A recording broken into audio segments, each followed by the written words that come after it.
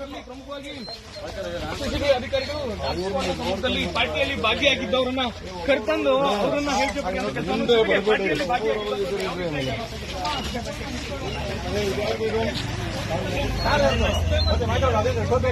ಇದೆಯಲ್ಲ ಅದು ತಾರ್ದು ಬಾ ಮುಂದಕ್ಕೆ ಬಾ.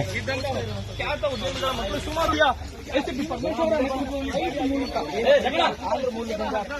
ಆಯೋಜಕರು ಫ್ಲೈಟ್ ಮೂಲಕ ಅವರನ್ನ ಕರೆಸಿ ಒಂದು ಪಾರ್ಟಿಯಲ್ಲಿ ಮಾಡ್ತಾ ಇರಬಹುದು. ಒಂದು ರೈಡ್ ನಂತರ ಅವ್ರನ್ನ ಕರ್ತರುವಂತದ್ದು ರಾತ್ರಿ ತಡರಾತ್ರಿಯಲ್ಲಿ ಒಂದು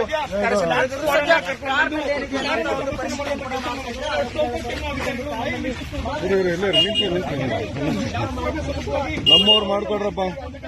ನಮ್ಮವರು